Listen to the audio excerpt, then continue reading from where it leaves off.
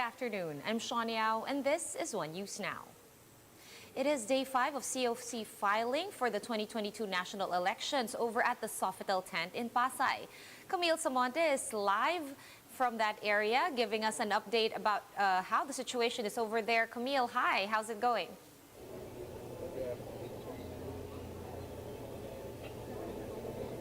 Sean, so far it's been a slow day here at the Harbor Garden tent, this 5th day of COC filing. Leonardo Fernandez of Partido Pilipino sa Pagbabago joined the growing list of presidential aspirants earlier. 4 party lists, meanwhile, have filed their certificates of nomination and acceptance, including the Maharlikang Pilipino and Philippine Educators Alliance for Community Empowerment. ACT Teachers Party List also submitted its CONA today in conjunction with the celebration of World Teachers Day.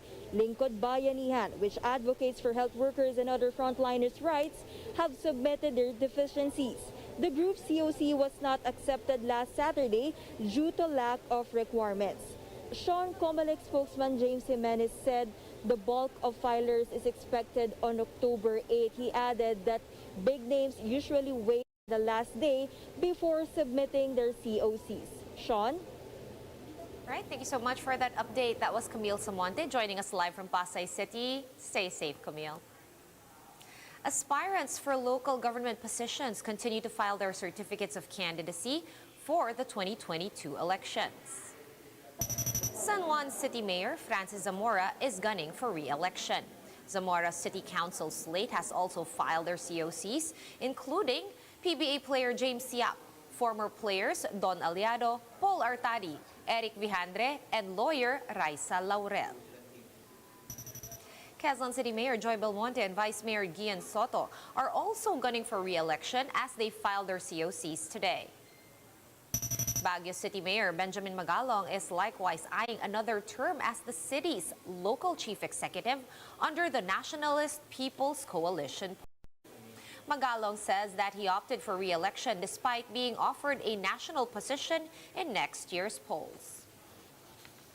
And authorities are on full alert at the Bangsamoro Region Comelec office in Cotabato City.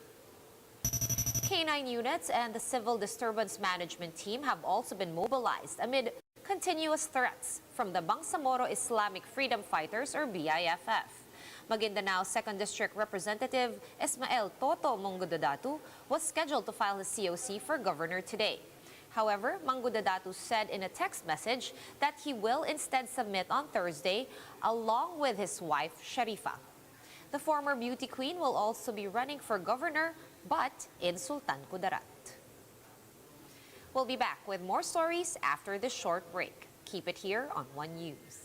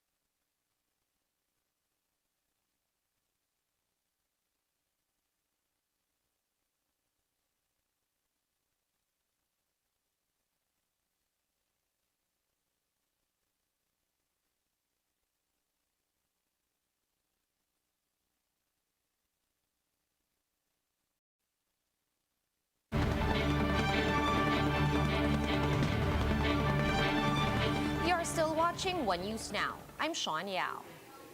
Prominent names in government and business were tagged in what has to be the biggest leak yet of offshore financial data. Mobile journalist Pamela Vasquez with the details.